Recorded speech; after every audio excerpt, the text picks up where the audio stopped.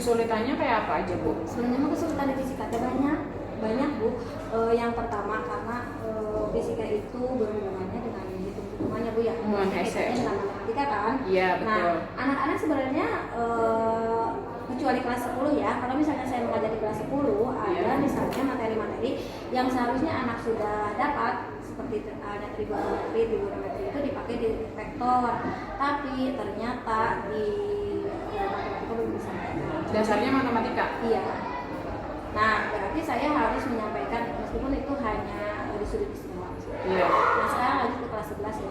Di kelas 11 itu hitung-hitungan tidak akan bisa lepas kan. Nah, di hitung-hitungan itu anak-anak kadang susah mengaitkan si konsep matematika ke fisika maksudnya. Iya. Jadi kalau udah tahu matematika ya udah matematika aja, tapi memasukkan ke konsep fisikanya belum bisa kali ya. Harusnya kan mereka sudah tahu konsepsi fisikanya, ada matematika yang udah ada, mereka harusnya udah lancar. Tapi kadang-kadang saya harus recall lagi, itu salah satu kesulitannya. Kesulitan lain, kadang-kadang konsep menyampaikan konsep juga sulit juga. Kan kalau misalnya fisika, kalau di kelas lebih banyak latihan langsung soal gitu ya. Kalau misalnya di latihan soal, anak-anak kadang-kadang udah langsung sekali dikasih tahu bisa atau gimana? Beragam. Jadi macam-macam. Jadi kadang-kadang timpang, ada satu yang menonjol sekali ya, tapi temannya yang lain belum paham. Kadang ada yang sama sekali nggak bisa. Nah, itu masalah-masalah kayak gitu kan sering banget ya. Ibu udah jadi guru udah cukup lama gitu ya. Nah, untuk solusi yang akan Ibu lakukan ke depannya itu kira-kira gimana untuk menangani beberapa masalah yang Ibu dapat gitu? Anak-anak belum paham, kurang ngerti gitu. Yang Ibu mau lakuin itu apa? Di pembelajaran nanti? Saya sudah coba-coba Ibu ya. Dikelompokkan misalnya saya buatkan kelompok yang benar-benar heterogen ya. Saya nilai heterogen, saya juga minta pendapat ke anak saya. Ini udah heterogen belum, kekuatannya udah pas belum ya antara satu kelompok dengan kelompok lain. Kemudian satu kelompok di kelompok itu berarti yang sudah mengerti harus kayak belajar tutor sebaya. Jadi harus mentutori si teman-temannya. Itu lumayan berjalan. Tapi kadang-kadang kalau seperti itu, kadang-kadang ada temannya. Jadi si yang lebih bisa itu malas untuk menyampaikan lagi ke temannya. Gitu. Karena ngerasa udah bisa, pengen ada materi yang lain yang dia belum bisa lagi gitu. Emang tuntutannya harusnya saya ngasih pengayaan kan ya? Iya. Tapi kan tambahan. Kalau misalnya pengayaan sementara yang lain belum masih ketinggalan, ya, nanti malah ketinggalannya jauh banget. Masih butuh bantuan mereka juga dan mereka juga biar lebih paham juga kan. Itu bikin kelompok. Kemudian kalau untuk kalau untuk konsep saya biasanya kalau misalnya ada simulasi. Iya, simulasi misalnya yang udah tersedia aja sih, saya nggak bikin sendiri. Ada PET misalnya rumah belajar. Selain itu nanti untuk yang pembelajaran di kelas secara langsung yang mau dipakai yang mana strateginya itu?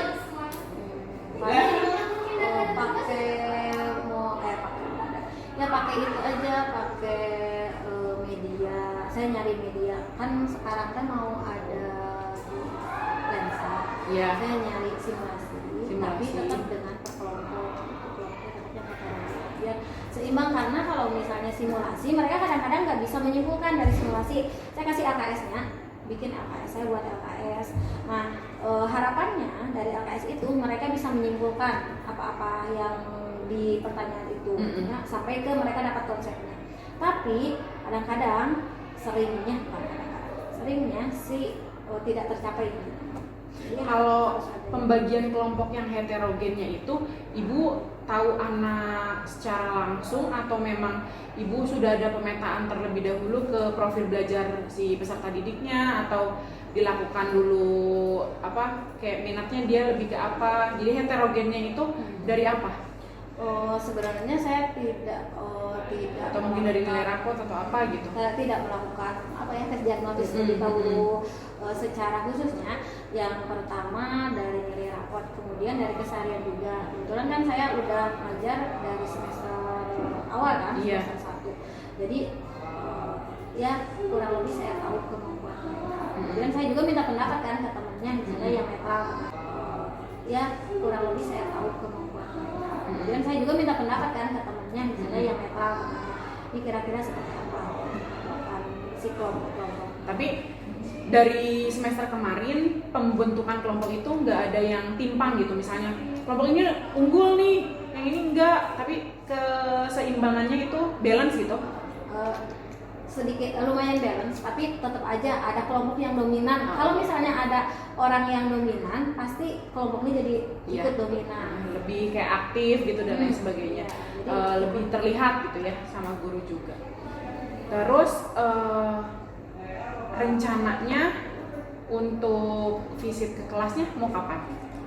Hari Rabu atau Kamis. Rabu atau Kamis. Nanti itu ambilnya kelas apa, Bu? 11 MIPA 1. Mau dilihat dulu RPP-nya ya, perangkatnya. Besok bagian yang KD apa? Mas lensa. Oh, iya, alat-alat Miopi, presbiopi itu kan. maksudnya ke alat-alat. Optik kan?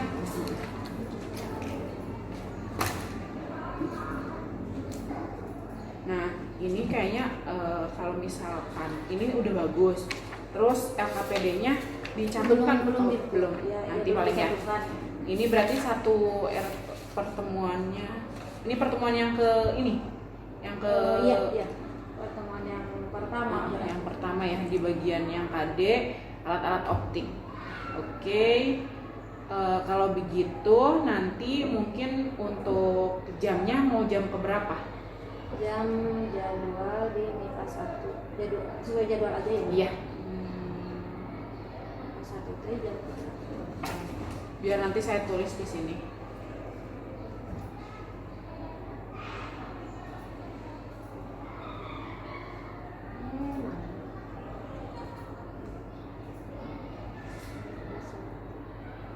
Hari Rabu jam terakhir. Hari Kamis juga kalau misalnya hari Kamis jam terakhir. Hari Kamis jam terakhir. Atau hari Rabu jam terakhir. Rabu saya pasang dulu di Rabu ya, Bu ya. Berarti 9.10 ya. Ya. Jam ke 9 ke 10, kelasnya 10 11 MIPA 1. 11 MIPA 1. Oke, mudah-mudahan apa yang tadi Ibu ungkapkan terkait metode-metode dan strategi-strategi yang Ibu akan lakukan ketika nanti pengajaran di luar dari nanti observasi ini mungkin Ibu bisa terapkan terus gitu secara kontinu dan adalah nanti mungkin untuk jamnya mau jam keberapa? Jadwal di MIPA 1. Sesuai jadwal aja ya. Iya. MIPA 1 itu jam 1. Biar nanti saya tulis di sini.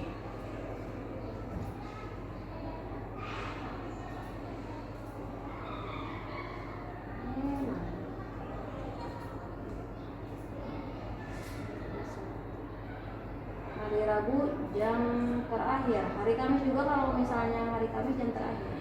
Hari Kamis jam terakhir. Atau hari Rabu jam terakhir. Rabu saya pasang dulu di Rabu ya, Bu ya. Berarti 9.10 ya. Ya. Jam ke 9 ke 10, kelasnya 11 MIPA 1. 11 MIPA 1. Oke, mudah-mudahan apa yang tadi Ibu ungkapkan terkait metode-metode dan strategi-strategi yang Ibu akan lakukan ketika nanti pengajaran di luar dari nanti observasi ini mungkin Ibu bisa terapkan terus gitu secara kontinu dan adalah perubahan anak khususnya peserta didik kita dalam belajar materinya fisika gitu. Karena fisika yang saya tahu emang tidak semua orang bisa menguasai fisika dengan dasar memang matematika yang teramat sulit gitu. Jadi mudah-mudahan nanti lancar, nanti ketemu sama saya lagi pas observasi kelas ya Bu ya. Terima kasih. Nanti sampai ketemu di kelas, strategi apa yang akan digunakan dan metodenya apa. Nanti kan saya bisa lihat di Nanti di bawahnya. Siap, terima kasih. Sama-sama Bu Wisma. Kerapihan masing-masing, silahkan berurutan masuk ke dalam kelas yang tertib. Nah, udah, Kak.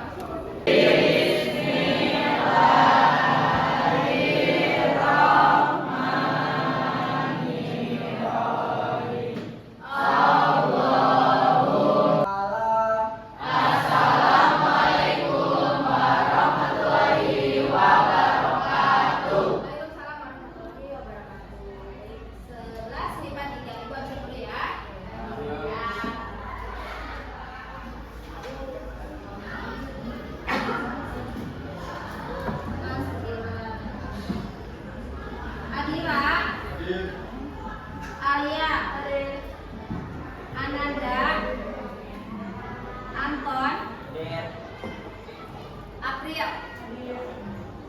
Oke, untuk pembelajaran hari ini kita akan belajar tentang lensa. Minggu lalu kita sudah belajar, pertemuan yang lalu kita sudah belajar tentang apa? Lensa. Sebelum ke lensa, sebelum ke lensa kita kemarin sudah belajar tentang cermin. Sudah bisa menggambar sifat-sifat istimewa pada cermin? Sudah.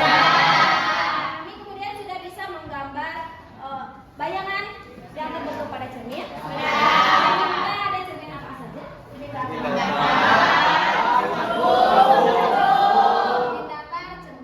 ada yang sudah membaca? Apa itu lensa? Silakan, satu orang saja. Maju. Ya, oke, Lydia. Lensa adalah benda bening yang dibatasi oleh dua buah bidang lengkung atau satu buah bidang lengkung dan satu buah bidang datar. Ada yang mau memberikan pendapat tentang lensa? Apa itu lensa? Kecung. Oke, baik, Erti. Ya, boleh. Jadi secara singkatnya yang RP pahami, jadi lensa itu sebenarnya benda bening di mana dia terdapat dua bidang, yang satunya cembung atau cekung, yang satunya datar. Gitu. Pernah menggunakan lensa? Pernah menggunakan lensa? Lensa apa? Kamera. Lensa kamera. Katanya. Ada yang pernah menggunakan lensa kamera. Kemudian, nah itu nanti akan kita bahas di alat optik kamera ya, setelah pembelajaran pertemuan selanjutnya. Kita untuk sekarang kita akan belajar tentang lensa. Kemudian nanti kalian akan duduk berkelompok. Kelompoknya sudah tahu semuanya? Sudah. Nanti kalian akan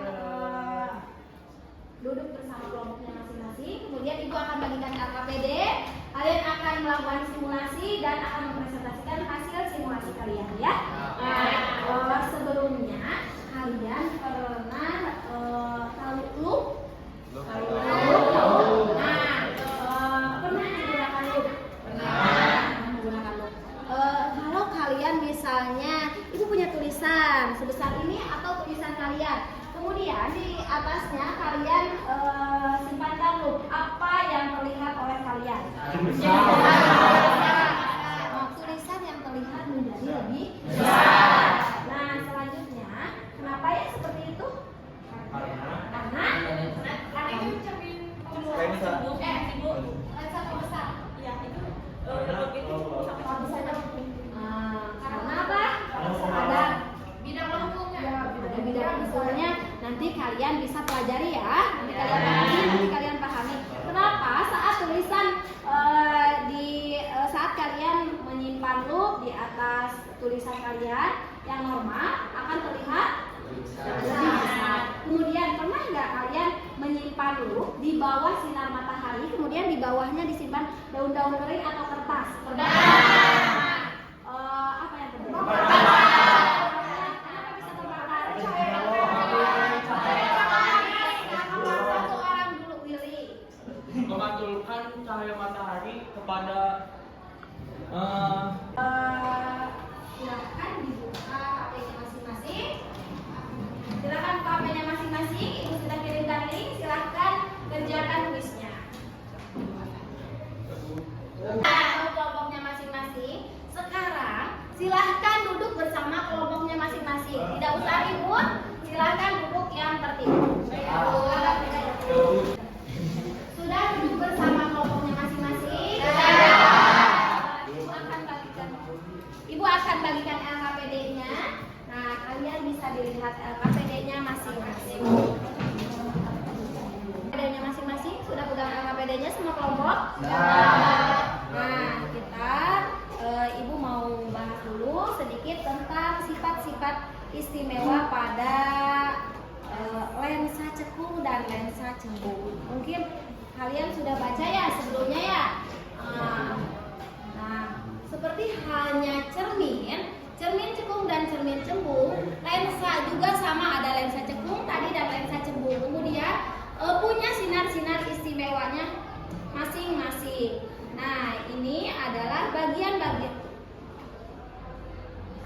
bagian-bagian dari lensa. Untuk yang pertama, mau lensa cekung maupun lensa cembung, bagian-bagiannya sama ya. Ada O, ada F, dan ada M. Ini sudah tahu kan? Semuanya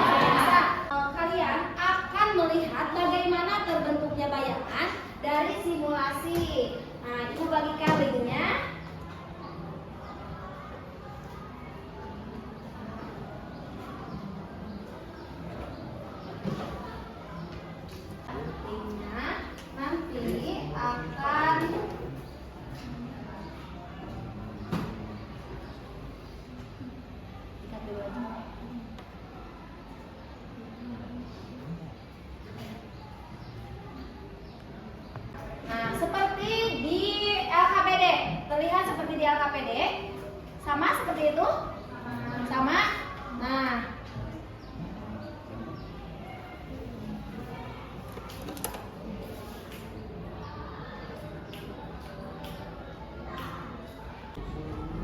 jalankan simulasi, diklik. Bentar, sambil dulu siap.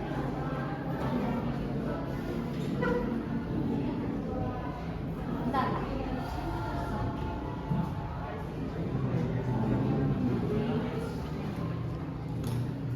Kan? Udah? Mulai seperti ini? Nah, kalian pilih lensa ya. Kalian pilih lensa. Nah, maka akan terlihat seperti ini. Ya kan? Nah, kalian gantikan ke prinsipal. Yang ininya, ke prinsipal. Jadi prinsipnya menurut tadi sinar-sinar istimewanya ya, sesuai dengan sinar-sinar istimewa yang sudah kita pelajari. Selanjutnya kalian ganti objeknya menjadi tanda panah saja agar untuk mempermudah. Ya? Sudah? Ya.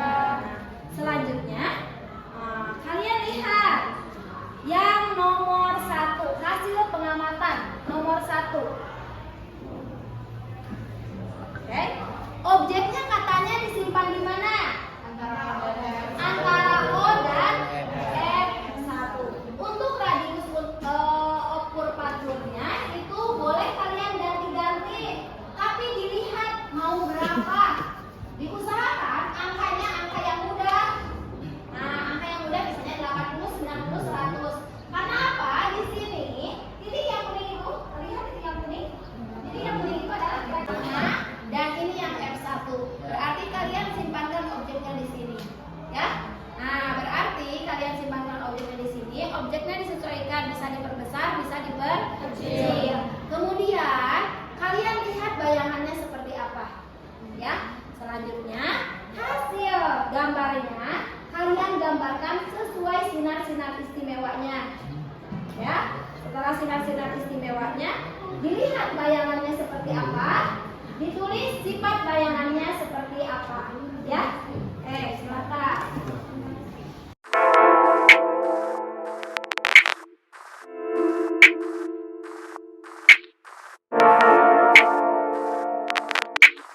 Nah, dilihat.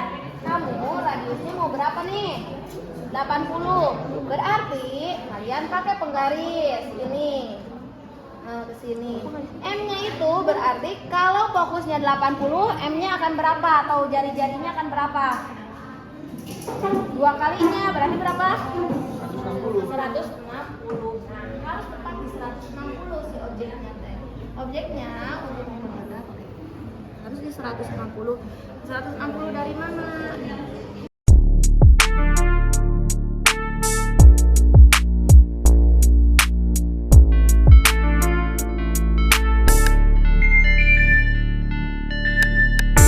Sebelum presentasi, biar konsentrasinya kembali. Ibu ada sedikit.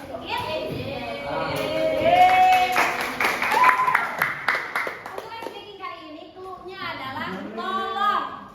Ya, kalau ibu minta tolong, silahkan lakukan. Ya, tolong acungkan tangan. Tolong pegang kepala.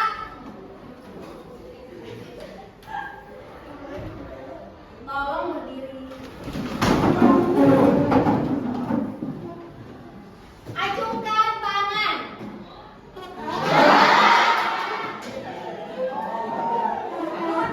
Yang tadi mengacungkan tangan silahkan duduk. Duduk.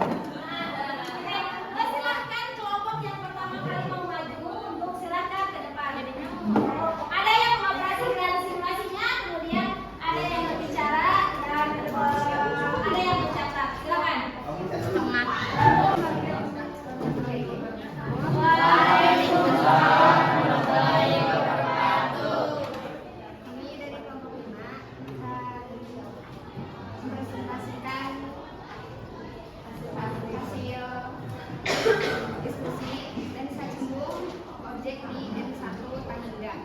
Silakan.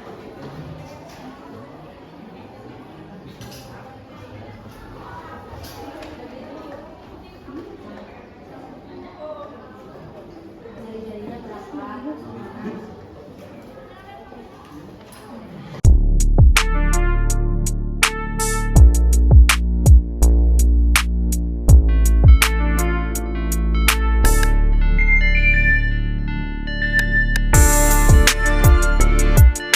Alhamdulillah, semua silakan duduk kembali bersama kelompoknya. Alhamdulillah, sekarang kita semua sudah semuanya kelompoknya sudah ke depan. Sudah paham ya semua dari sifat-sifat bayangan pada lensa ya.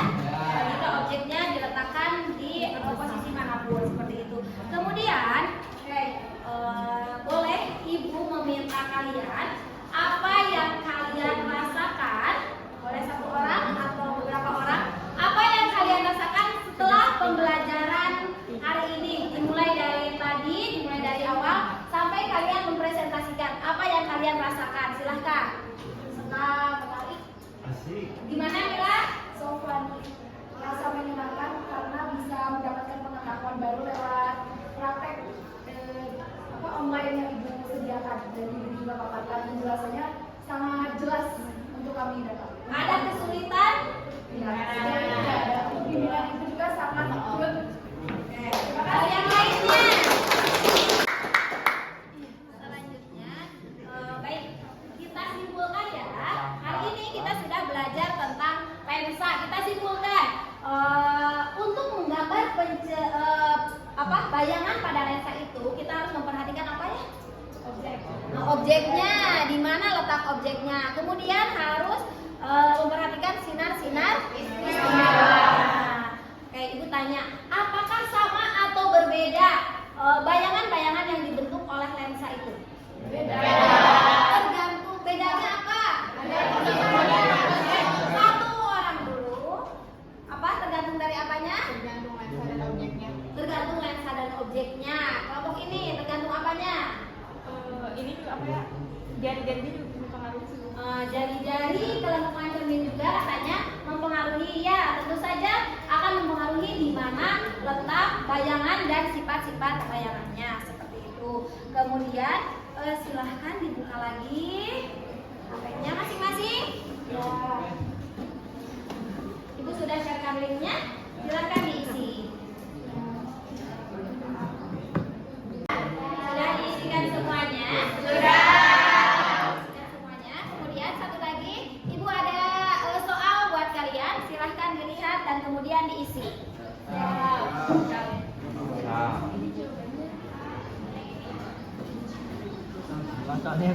Dihitung dengan teliti. Kerjakan semuanya. Untuk pertemuan selanjutnya, silahkan pelajari mata ya, mata dan kelainan pada mata. Nanti kita akan mempelajari mata dan kelainan mata.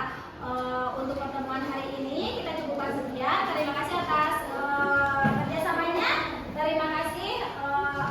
Jangan lupa belajar, tetap semangat.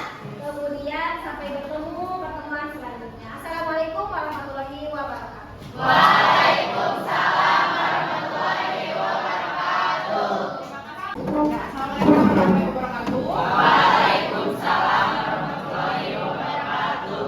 Terima kasih atas waktunya dan untuk pembelajaran kali ini saya lihat semuanya berjalan lancar dengan dibagi kelompok secara heterogen dan juga simulasi virtual yang dilakukan oleh Ibu Umi sangat menarik dan pastinya kalian karena kita nggak mungkin ya untuk kembali ke lab, balik lagi ke sini dan sebagainya, untuk simulasi virtual sangat membantu ya. Jadi memudahkan kalian untuk secara langsung mengukur tadi yang lensa kecenderungannya dan juga jari-jari dan lain sebagainya. Selanjutnya mudah-mudahan pembelajaran yang dilakukan oleh Bu Umi di kelas ini lebih membuat kalian semangat dalam pembelajarannya dan membuat tujuan akhir kalian sukses. Amin. Terima kasih atas waktunya dan terima kasih kepada Bu Umi yang telah memberikan pembelajaran yang luar biasa pada hari ini di kelas 11 ya. 11 MIPA 3. Terima kasih. Wabillahi taufiq wal hidayah. Wassalamualaikum warahmatullahi wabarakatuh. Assalamualaikum warahmatullahi wabarakatuh. Waalaikumsalam warahmatullahi wabarakatuh. Alhamdulillah, Wisma, Ibu rekan sejawat, Ya, Umi. Umi ya, kita bisa bertemu kembali pada kesempatan kali ini dalam rangka kegiatan pendampingan ibu yang di rumah. Bagaimana kabarnya hari ini, Ibu Wisma? Baik. Bapak sehat? Alhamdulillah. Nah, ya untuk pendampingan yang kelima ini merupakan pendampingan kedua terakhir ya Bu ya. Alhamdulillah kita sudah hampir di penghujung kegiatan benar-benar tak terasa. Iya, Setelah betul. dijalani mah akhirnya Iya, ruang kolaborasi juga udah terakhir hari iya, kemarin. akhirnya sampai juga ya pada titik finish gitu. Alhamdulillah. Mudah-mudahan nanti bisa apa yang didapatkan itu bisa diimplementasikan di sekolah ini. Jadi Iya, siap. anak sekolah ini juga sudah menjalankan kurikulum merdeka. Jadi Betul. sangat match ya, sangat sesuai dengan ajaran Tahun besok kita menerapkan yang mandiri dulu Bapak. Alhamdulillah. Itu yang Alhamdulillah. kedua ya. Nah, Berarti nanti baru yang berbagi itu yang ketiga. berarti itu kurikulumnya juga udah ganti ya? Iya, Kurikulumnya juga. betul. Kelas 10-nya tapi 11-12 tetap. Nah, bagus bagusnya ya. Nah, untuk pendampingan yang kelima ini, fokus pendampingan kita akan lebih pada pelaksanaan pasca observasi ya. Nanti akan diselingi dengan refleksi setelah kegiatan pasca observasi ini ya. Kemarin ketika kita melaksanakan loka kerja yang terakhir sudah disampaikan bahwa salah satu tugas seorang guru penggerak sebagai pemimpin pembelajaran itu bukan hanya kepada siswa, tapi juga harus mampu menggerakkan rekan sejawat ya.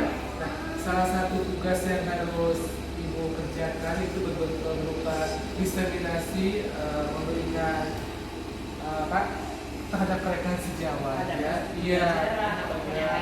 Betul terhadap rekan sejawat, terutama yang berkaitan dengan supervisi akademik yang terdiri dari 3 langkah ya Bu.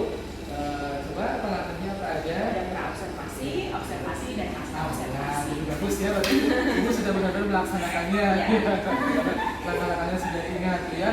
Nah, dalam pra-observasi itu apa saja yang sudah Ibu sampaikan dengan Ya, ketika pra-observasi ke Bu Umi saya tanya ada apa masalah yang dihadapi itu apa kira-kira pas pembelajaran, kan memang mapelnya fisika Pak. Fisika, betul. Bapak tahu sendiri lah Bapak Iya. guru matematika. Nah, Fisika. kata Bu Umi itu di pemahamannya anak meskipun dasar-dasarnya matematika sudah paham, tapi ketika pengaplikasian ke materi fisika itu mengalami kesulitan. Tapi emang ada beberapa anak juga yang memang sudah tinggi level pemahamannya.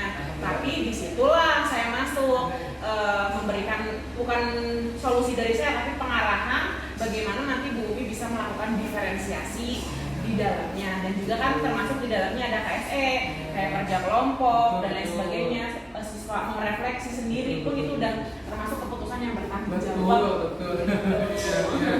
Ya, bagus ya. Berarti dimulai dari pra-observasi, Ya. nanti hasilnya dituangkan dalam bentuk RPP ya. Betul rencana sekali. pembelajaran. Nah, sekarang dari Ibu Umi bagaimana Bu ketika pelaksanaan penyusunan RPP itu, apa saja yang sudah Ibu kerjakan, apa saja yang kesulitan, apa saja yang sudah ada, apa saja masukan yang sudah diberikan oleh rekan sejawat Ibu Wisma. Ya, waktu itu dari pertama ya saya mempunyai kesulitan tadi. Yang pertama anak itu kesulitan terhadap prinsip fisikanya dulu ya Pak. Padahal sebenarnya mah untuk materi di SMA itu sebenarnya repetisi dari materi di SMP sebenarnya ya. Ya sebenarnya dasar-dasarnya seharusnya anak itu sudah punya. Yang pertama karena kemarin pandemi, kemudian pemahaman anak juga kurang sehingga anak itu konsepnya kurang ya. Kemudian yang kedua saat kita sudah mulai menghitung perhitungan tadi yang disampaikan oleh Bu Risma, anak itu kesulitan mengaplikasikan matematika kepada fisika.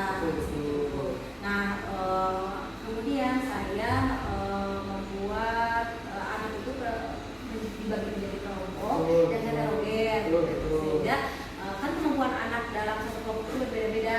Ada anak yang senang melakukan percobaan. Di sini saya melakukan percobaannya dengan simulasi virtual. Ya. Kemudian ada anak yang senang berbicara. otomatis akan memilih untuk mempresentasikan seperti itu.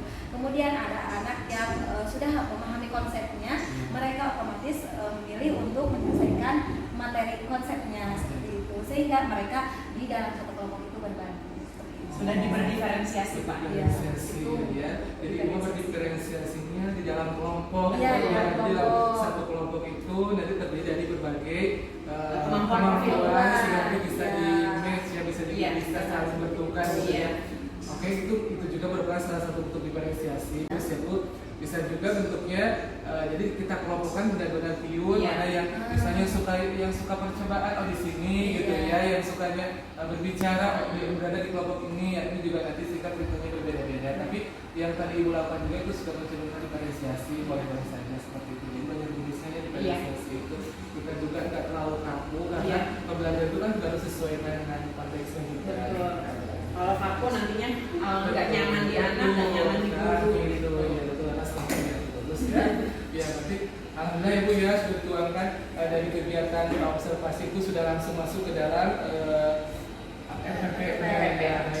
Kalau KSE tadi sudah disampaikan juga di awalnya sudah Iya. bagus, sudah mencerminkan sekali itu KSE-nya gitu ya.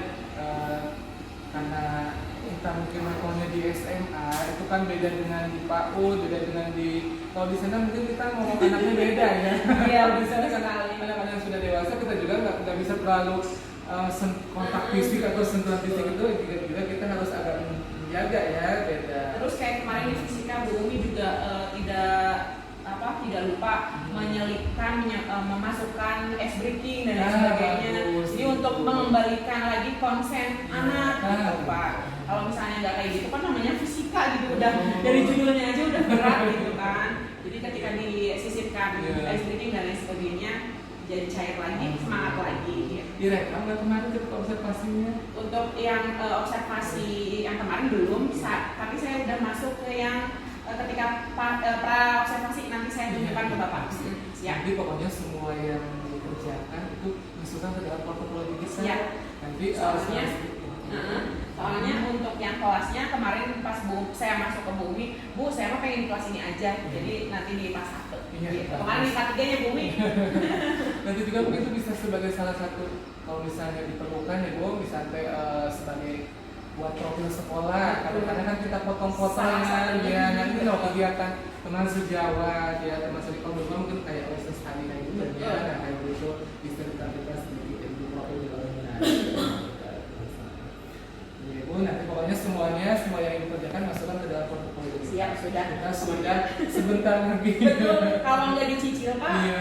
bakal repot sendiri. Juga bisa Pokoknya lupa. iya betul. Setiap aksi nyata, demonstrasi kontekstual, terus juga koneksi antar materi, semuanya nyicil. Setiap itu langsung dimasukkan. Dan nanti juga harus tampil ini ya. Siapa Pak? Kan nggak semua. Kan. Kualitasnya, jadi alhamdulillah saya sangat percaya gitu dengan kegiatan yang sudah dilaksanakan di sini. Nah baik Ibu itu kalau sudah tidak ada masalah lagi mungkin akan saya persilakan untuk masuk ke pasca observasi. Siap. Kalau ada harus disampaikan juga kendalanya seperti apa. Siap. Ya selain untuk menggali ide, menggali potensi, Betul sekali. juga harus boleh diungkapkan sedikit masalah nanti sebagaimana yang sudah kita kali dalam coaching, masalah muncul dari diri, itu juga yang menyelesaikan. Betul. Bukan orang lain. Iya. Maka bisa. Siap. Siap. Bumi kemarin kan kita sudah melakukan yang namanya observasi ya di kelas. Tapi nanti untuk selanjutnya juga tidak hanya satu kali ini kita melakukan observasi. Dari sebelumnya pra observasi dan observasi sudah dilihat masalah ibu sudah menyampaikan dan lain sebagainya. Di sini untuk pasca observasi kira-kira kemarin ketika ibu menghadapi beberapa masalah yang sampai sekarang masih ada yang belum terselesaikan itu bagaimana? Apa aja? Masalahnya ini sebenarnya masalah klasik ya. Iya. Waktu ya Bu ya. Iya. Waktu sebenarnya ya itu seperti dikejar waktu itu mah sebenarnya gimana kita yang manage waktunya. Tapi Iya.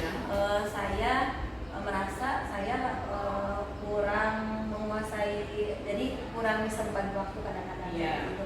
Kan kadang-kadang anak juga mau menyampaikan banyak yang harus disampaikan misalnya ya saat kelas gitu. Tapi karena waktu maka harus sedikit dipotong atau seperti apa, Iya. dipersingkat. Dipersingkat ya. Nah, untuk menghadapi permasalahan tersebut yang akan Ibu lakukan nantinya rencana dan strateginya itu bagaimana? Itu lebih ke kembali pada diri saya sendiri ya. Jadi saya harus bisa memanage waktunya. Kadang-kadang saya membuat potretan dulu seperti itu. Iya. Jadi saya ada contekan, saya anak-anak selesai diskusi itu harus jam berapa seperti itu. Nah kebetulan nanti saya mungkin lebih mengatur lagi. Lebih ke manajemen waktu Iya, kali ya. iya. Nah, untuk strategi yang Ibu tadi pilih berarti kan harus melibatkan beberapa orang ya, khususnya mungkin MGMP. Nah, yang Ibu libatkan nantinya selain MGMP mungkin ada siapa lagi untuk proses pembelajaran dan lain sebagainya, manajerial waktu kan harus didiskusikan ya. Ya. Nah, nanti Ibu hal tersebut akan didiskusikan atau bagaimana nantinya? Kalau untuk ke MGMP itu lebih ke Jadi di situ juga Ibu kayaknya sudah mulai membiasakan menerapkan diferensiasi juga ya, apalagi anak yang udah pro itu kan biasanya treatmentnya juga berbeda dengan anak yang kemampuannya masih rendah. dan itu dibutuhkan oleh temannya. Betul sekali. Nah, saya penasaran dari awal praobservasi, observasi dan sekarang bagaimana perasaan Ibu yang Ibu rasakan ketika dilakukan supervisi dan lain sebagainya oleh saya khususnya gitu. Yang pertama saya merasa